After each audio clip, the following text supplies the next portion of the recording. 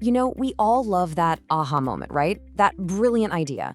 But what if I told you the idea itself is actually the least important part of building a successful company? Seriously. Today, we're diving into Julia Austin's book, After the Idea, to figure out why the real magic, and let's be honest, the real challenge, is all about execution. So let's just get right to it with a kinda provocative question. That brilliant, world-changing idea you've got, is it actually worthless? I know, it's a tough pill to swallow, but it really gets to the heart of this huge delusion in the startup world. This myth that just having the eureka moment is enough to succeed. Okay, so here's the absolute key.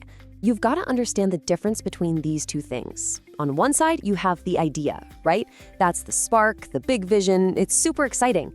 But then you've got execution, and that is the engine. It's the daily grind, it's the systems, it's all the real work that actually brings a company to life.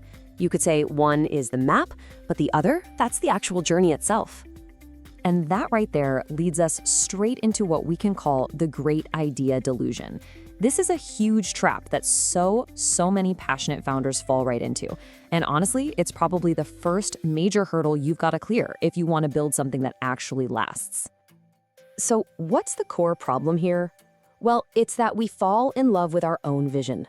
We get totally obsessed with the what and the why, but we completely, and I mean completely, neglect the how.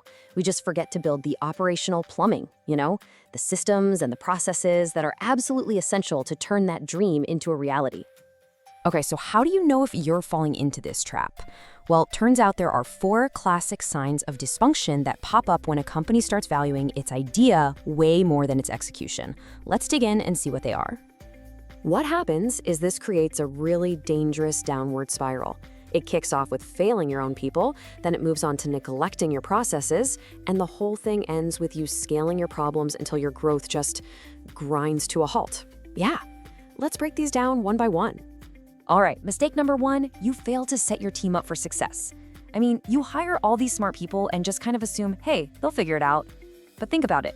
Without clear roles, without defined goals, or any real feedback on how they're doing, you're basically asking them to build a house without a blueprint.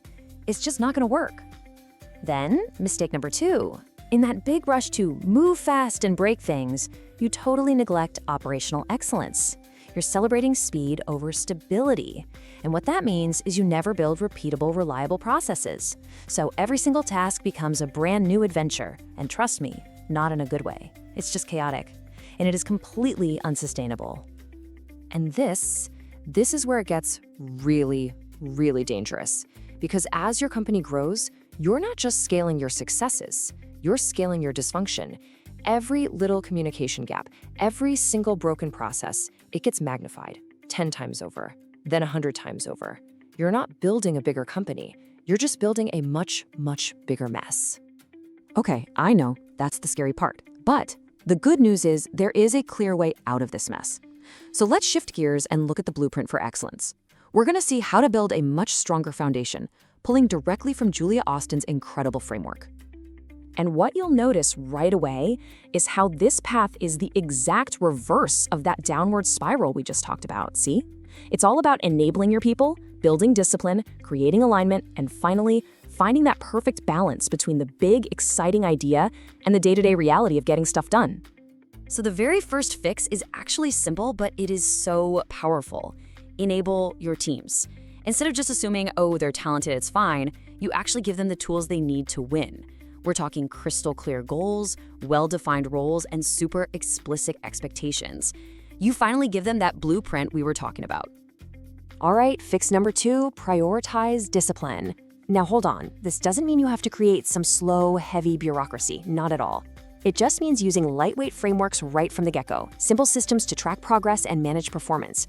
They create stability without killing your speed. It's a game changer.